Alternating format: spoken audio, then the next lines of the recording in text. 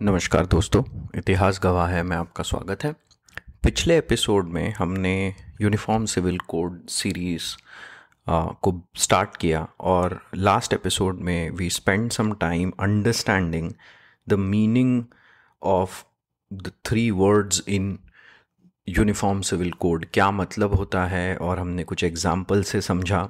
फिर हमने थोड़ा सा बैकग्राउंड समझा कि कैसे when we transition from hunter gatherer to agricultural societies, तो जो डिफरेंट ट्राइबल लॉज होते हैं जिनमें पर्सनल लॉज का ज़्यादा डोमिनेंस होता है, and what happens when tribes intermingle, people intermingle, and how there is a need to develop codes that will help people um, get and mingle with different religions, different communities, different sects, और किस तरीके से इनको एक समानता में लाने की नीड फील होती है। We also understood some examples of what kind of laws constitute under civil dispute, और फिर हमने थोड़ा सा इस बात पे ध्यान दिया कि हमें अभी आज की सिचुएशन में इन सब चीज़ों को समझने की ज़रूरत किस लिए है। पिछले एपिसोड में हमने जहाँ तक बात करी थी वो था 1764। हमने कहा 1764 में बैटल ऑफ बक्सर के साथ जो बंगाल की दीवानी थी वो अब ईस्ट इंडिया कंपनी के पास चली गई थी, and initially as we all know that East India Company was not very enthusiastic about administration. उनको एडमिनिस्ट्रेशन से कोई लेना देना नहीं था, क्योंकि अगर हम समझें तो ईस्ट इंडिया कंपनी का सारा काम ज़्यादा से ज़्यादा प्रॉफिट कमाने पे था, और एडमिनिस्ट्रेशन में जाने से उनको खर्चे ज़्यादा बढ़ जाते, राइट। और उनको यहाँ के एडमिनिस्ट्रेशन की इतनी समझ भी नहीं थी, तो इसलिए रॉबर्ट क्लाइव आए, उन्होंने डायरकी को प्रपोज किया, और डायरकी के चलते आने वाले 5 या 6 सालों में काफ़ी रैम्पेंट करप्शन बढ़ा वहाँ पे। हम देखते हैं कि one of the major causes of Bengal famine was bad administration as the result of dyarchy. तो अब फिर वॉरेन हेस्टिंग्स को भेजा गया था, और आज के एपिसोड में हम थोड़ा सा समझेंगे कि प्री इंडिपेंडेंस क्या क्या ऐसे चेंजेस हुए जो इन सिविल लॉज को इम्पैक्ट करते हैं, और कैसे पोस्ट इंडिपेंडेंस उन चेंजेस ने भी हमें इम्पैक्ट किया। तो वॉरेन हेस्टिंग्स आए, और वॉरेन हेस्टिंग्स ने सबसे पहले सिविल कोर्ट्स की एक पूरी सीरीज़ बनाई, नीचे से लेकर ऊपर तक दीवानी अदालतें स्थापित की प्रत्येक ज़िले में, और सबसे ऊपर सदर दीवानी अदालत जो कलकत्ता में हुआ करती थी। क्रिमिनल कोर्ट्स के केस में अभी भी उन्होंने पुराना सिस्टम जो मुगलों का सिस्टम था, जहाँ काजी और मुफ्ती मिलकर जजमेंट्स देते थे और डिसीजंस लेते थे, वो सिस्टम उन्होंने अभी भी वैसा का वैसा ही रखा। हमको एक बात यहाँ पर समझना बहुत इंपॉर्टेंट है, क्योंकि ये बहुत early stages of British East India Company था। So East India Company did not want to interfere into the social and religious matters of Indian people, क्योंकि वो नहीं चाहते थे that the anger of people comes up against them, right। क्योंकि अभी तक उन्हें यहाँ पर पूरी तरीके से शासन उन्होंने जमाया नहीं था, सिर्फ बंगाल की दीवानी ही मिली थी, और भी जो उनके प्लान्स थे आगे और ज़्यादा से ज़्यादा मुनाफा कमाने वाले, उन प्लान्स की तरफ ही उनका फोकस था। तो इसलिए सोशल मैटर्स में कोई इंटरफेयर नहीं किया। उसके बाद कॉर्नवालिस आए, और कॉर्नवालिस ने भी सिविल और पर्सनल लॉज को वैसे ही चलने दिया, बट इस बार कॉर्नवालिस ने क्रिमिनल जस्टिस सिस्टम पे थोड़ा सा ज़्यादा फोकस करना शुरू किया। और सबसे पहले जो उन्होंने रिफॉर्म किया वो ये था कि अब मेथड और मीन्स ऑफ क्राइम से ज़्यादा इंटेंशन पे फोकस आने लग गया। दूसरा, पहले के जस्टिस सिस्टम में, क्रिमिनल जस्टिस सिस्टम में जो व्यक्ति मारा गया है उसके जैसे रिश्तेदारों से पूछा जाता था कि आपको कैसी सज़ा देनी है जो अपराधी है उसे, और मृतक और अभिभावक तय कर सकते थे कि मान लीजिए इसकी भी आंखें फोड़ दी जाए या इसके भी हाथ काट दिए जाए। बट अब उन इच्छाओं पर इतना बल नहीं दिया जाने लगा, उन इच्छाओं पर बल देना कम हो गया। तीसरा ये था कि पुराने सिस्टम में, पुराने क्रिमिनल जस्टिस सिस्टम में जो विटनेस होता था उसके धर्म पे भी ध्यान दिया जाता था, बट इस बार अब जो रिफॉर्म हुए उसमें विटनेस के धर्म पे ध्यान देना बंद हो गया। मतलब विटनेस के धर्म से इतना कोई सरोकार नहीं बचा था।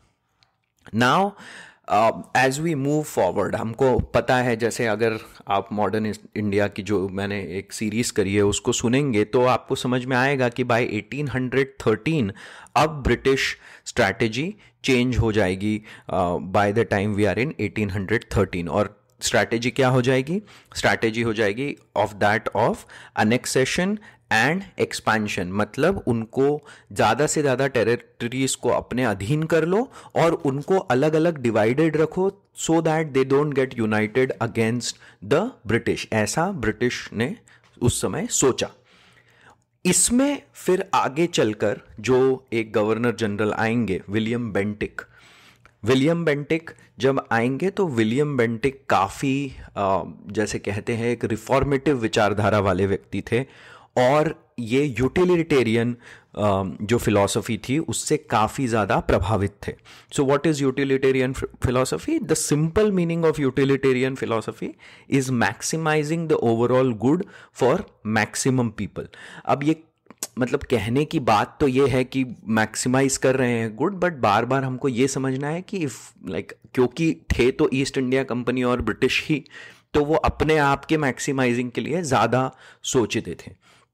पर एक बात जो अब हमें इंपॉर्टेंट समझनी चाहिए कि this is the time when William Bentinck came from 1828 to 1833। वो समय था जब ब्रिटिश ने ट्रूली भारत के सोशल स्ट्रक्चर से रिलेटेड मामलों में हस्तक्षेप करना शुरू किया।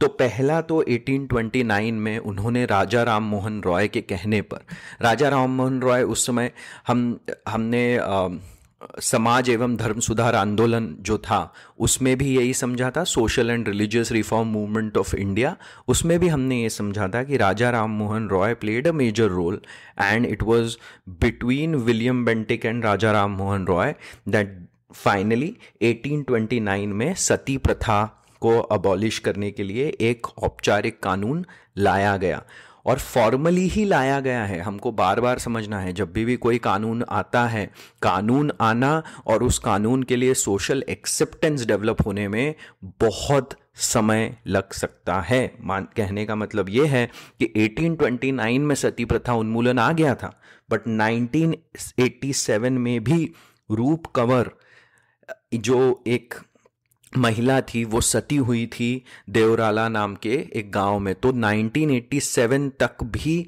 एक सती होने का इंसिडेंस देखा गया है। आप समझ सकते हैं कि कब लॉ लाया गया और कितने सालों बाद ट्रूली वो it gained social complete social acceptance, उसमें बहुत बड़ा अंतर हमको देखने को मिलेगा।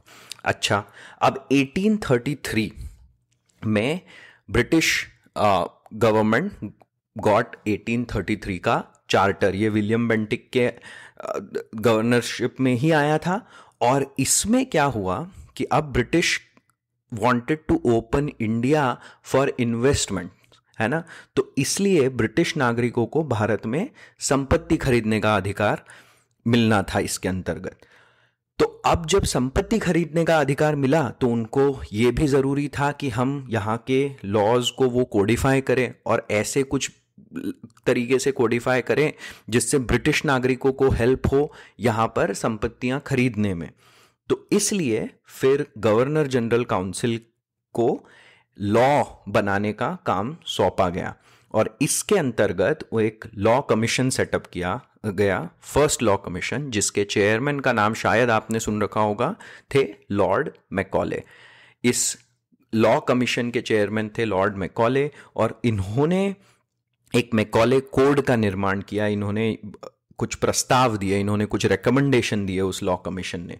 तो सबसे पहला रिकमेंडेशन क्या था कि एक इंडियन पीनल कोड ड्राफ्ट किया जाए।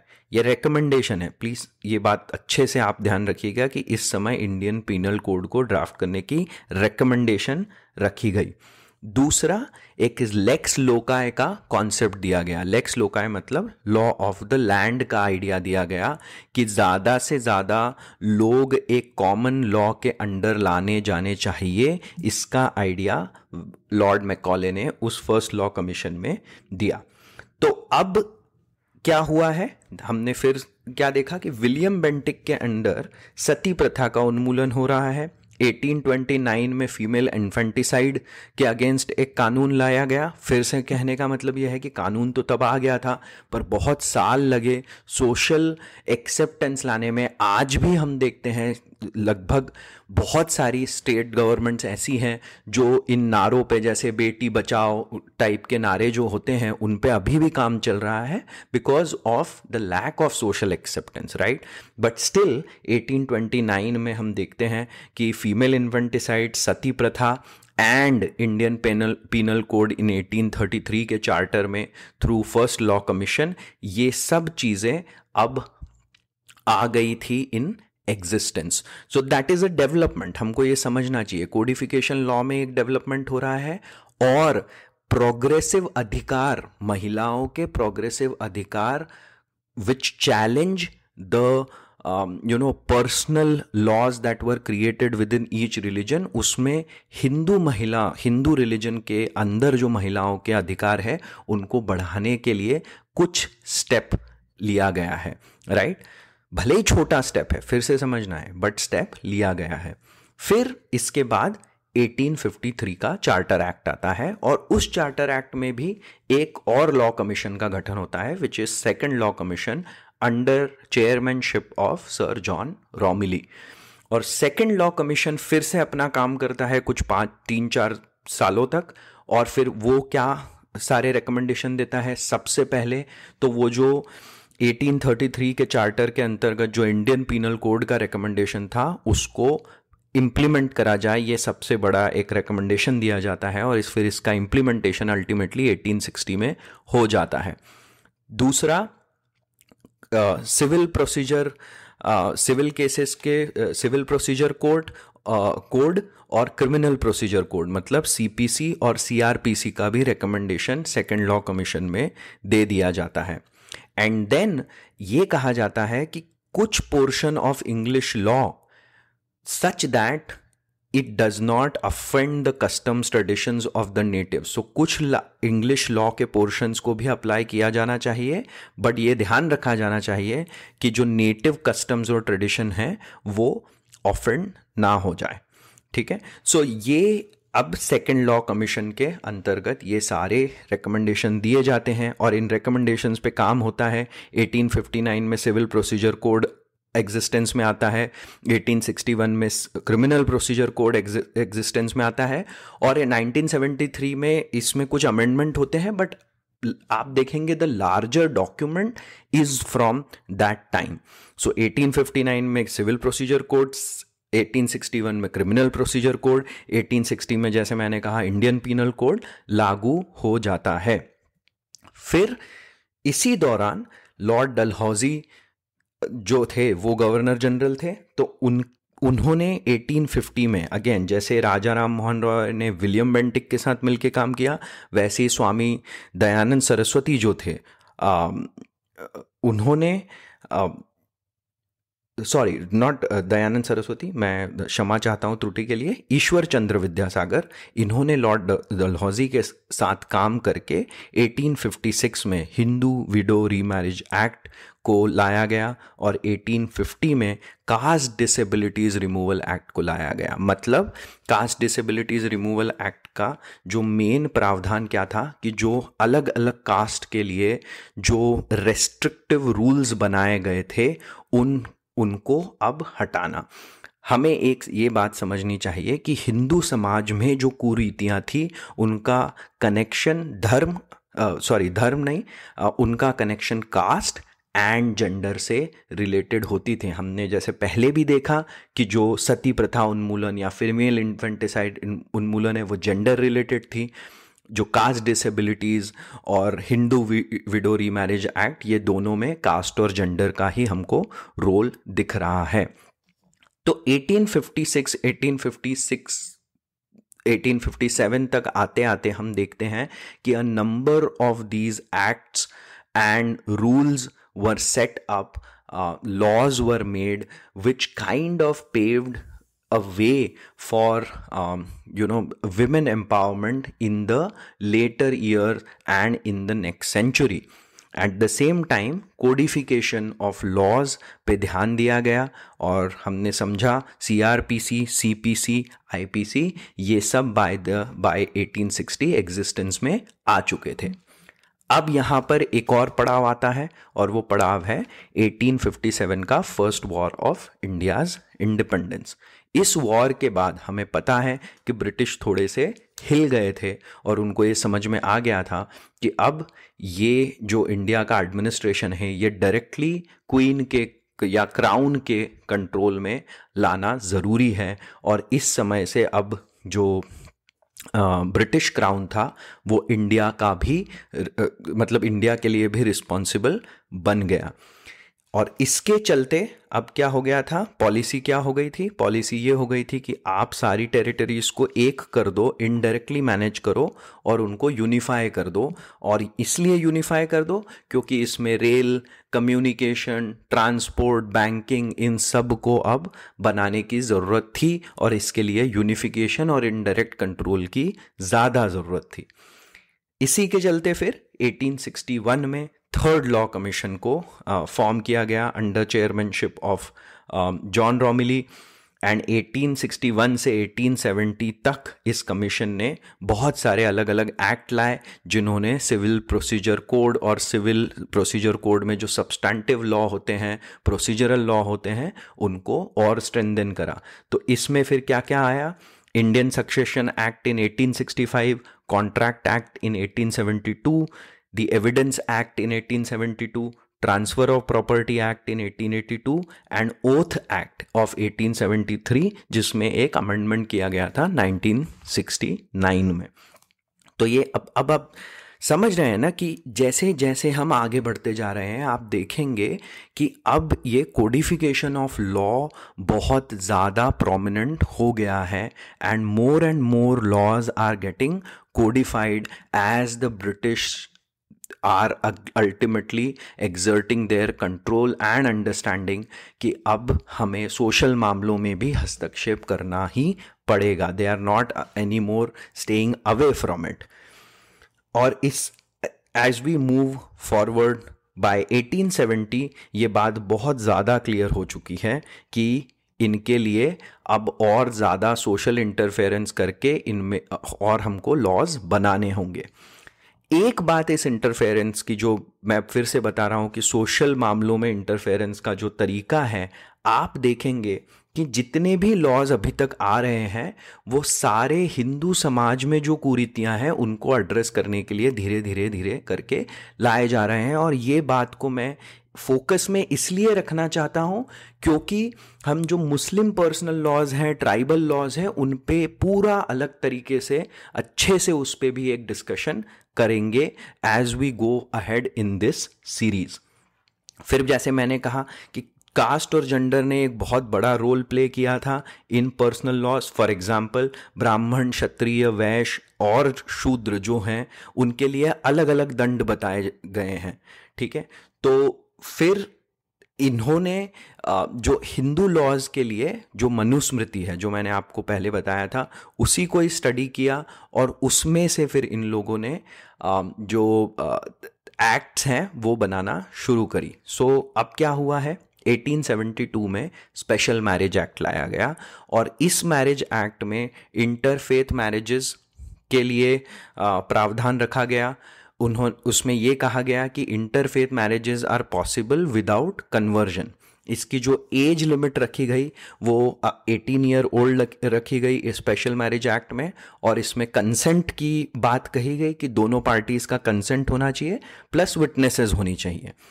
आगे चल के पोस्ट इंडिपेंडेंस 1954 में जो हम कोर्ट मैरिज कहते हैं ना, वो इसी एक्ट में थोड़े से प्रोविजंस ऑफ डिवोर्स, इनहेरिटेंस और maintenance of wife and children भी ऐड किया गया और इसे ही स्पेशल मैरिज एक्ट ऑफ 1954 बनाया गया जिसके अंतर्गत भारत में कोर्ट मैरिज जो हम कहते हैं वो होता है। कोर्ट में विवाह इसी एक्ट के अंदर होते हैं। सिमिलरली 1874 में married women property rights act UK में पहले पास हुआ, और यूके में ये हुआ कि जो property when it is acquired by a women will remain as her property, है ना। और इसमें this did not apply to agricultural property. तो इसको स्त्री धन, भारत में भी फिर आगे चल के जब ये इंप्लीमेंट हुआ अराउंड 1870 में यूके में हुआ और 1874 में इंडिया में हुआ, और इसे स्त्री धन का नाम दिया गया कि if women is earning sum property या कुछ एक्विजिशन करती है अपने से, तो वो उसी की प्रॉपर्टी कहलाएगा। इसको स्त्री धन कहा गया। फिर आगे चल के Hindu law and inheritance act आया जो 1929 में लाया गया। इसमें महिलाओं को संपत्ति का अधिकार दिया गया, पर यह भी कहा गया कि यह संपत्ति महिलाएं बेच नहीं सकती, और certain women would get that right of inheritance. तो जैसे सन्स डॉटर, मतलब बेटे की लड़की, बेटी की लड़की, इनको सर्टन विमेन को ही ये अधिकार होगा, ऐसा इस एक्ट में कहा गया। उसके बाद Hindu women's right to property act आया, जिसको देशमुख एक्ट भी कहते हैं, इन 1937। और इसमें क्या कहा गया कि wife has same rights as son to the property of deceased husband. दूसरा, स्त्री धन, जो पहले वाली एक्ट थी 1874, उसमें अब एब्सोल्यूट राइट ये विमेन के होंगे। और जो इस एक्ट में एक जो इंपॉर्टेंट बात कही गई थी कि संपत्ति का अधिकार जो विमेन को होगा, वो संपत्ति लिमिटेड एस्टेट में होगी। लिमिटेड एस्टेट का मतलब कि ये संपत्ति वो विमेन किसी और को ट्रांसफर करके या किसी और को बेच नहीं सकती। बट फिर भी 1937 तक आते आते हम देख रहे हैं कि बहुत सारी जो कुरीतियां हैं, बहुत सारे ऐसे जो ऑप्रेसिव फैक्टर्स हैं, उनको धीरे धीरे से हिंदू समाज में एलिमिनेट करके विमेन को ज़्यादा से ज़्यादा फ्रीडम मिले, इसके प्रावधान, इसका एक लीगल फ्रेमवर्क धीरे धीरे बिल्ड हो चुका है। हम इसमें एज ऑफ मैरिज की भी एक बात कर लेते हैं। 1891 में एज ऑफ कंसेंट एक्ट आता है, जिसमें जो legal age of marriage for girls को 10 साल से बढ़ाकर 12 साल तक कर दी जाती है। और 1929 1930 में एक शारदा एक्ट आता है। शारदा एक्ट में फिर इस एज को 18 ईयर्स फॉर बॉयज़ और गर्ल्स के लिए 14 ईयर्स बना दिया जाए, तो 12 से फिर 14 हो गई। एंड देन फिर इन 1978 which is post independence India, इस एज को 21 फॉर बॉयज़ और 18 फॉर गर्ल्स बना दिया जाता है। सो फिर से हम समझने की, मैं आपको बार बार इस बात पे फोकस करने के लिए कह रहा हूँ कि ये जितने भी अभी हमने रिफॉर्म्स देखे हैं, जितने भी हमने elimination of oppressive practices through laws, और लॉज है, सोशल एक्सेप्टेंस नहीं आया। आप ऐसा मत समझिएगा कि मैं यहाँ कह रहा हूँ कि ये लॉ के कारण सब कुछ बदल गया, ऐसा बदला नहीं। बट हमको ये बात ज़रूर ध्यान रखनी चाहिए कि किसी भी चीज़ के लिए अगर आप एक लीगल फ्रेमवर्क बना दें, तो उस चीज़ के होने की पॉसिबिलिटी को आप एक ग्राउंड क्रिएट कर देते हैं, और वो बहुत ज़रूरी है, right. So thanks to all the Hindu reformists, right from the time of Raja Ram Mohan Roy, Ishwar Chandra Vidyasagar, Savitribai Phule, Pandita Ramabai, Sarojini Naidu, B.R. Ambedkar, Mahatma Gandhi, इन सब लोगों ने कोशिश करी कि the meaning of freedom is extended to maximum number of people including women. वही मैं कह रहा हूं बार बार, कास्ट एंड जेंडर दोनों पे हमको ध्यान देना है। तो कास्ट के लिए तो हमने मॉडर्न इंडिया की हिस्ट्री में सुना ही था कि कास्ट फ्रीडम के लिए कितने लोगों ने काम किया, राइट। पेरियार नायकर, B.R. अम्बेडकर, ऐसे दो बड़े बड़े नाम हमको सुनने में आते हैं। महात्मा गांधी के कॉन्ट्रीब्यूशंस के बारे में हमने सुना। और दूसरी तरफ ये सारे जो हमने आज जिन बातों पर चर्चा करी, ये सारे विमेन फ्रीडम की तरफ भी इन लॉज ने, इन एक्ट्स ने बहुत बड़ा एक स्टेप लिया। बट जब हम ये समझ रहे हैं तो हमको ये ध्यान रखना है कि this is happening with in the Hindu community all of these oppressive practices are getting challenged within the Hindu community, जिसमें पर्सनल लॉज को चैलेंज करके ये एक्ट्स के थ्रू हटाया जा रहा है, which are like the oppressive personal laws. अब आज के एपिसोड में हम यहीं पर पॉज करेंगे। In the next episode we will continue to discuss the changes in Hindu laws in the decade of 1940 and a little bit in post independent India. तो ये जब हम लोग पूरा अच्छे से कवर कर लेंगे, then we will come to Muslim personal laws and section on tribal laws. But आज के लिए मैं यहीं पर पॉज करूंगा, एंड अंटिल नेक्स्ट टाइम, जय हिंद।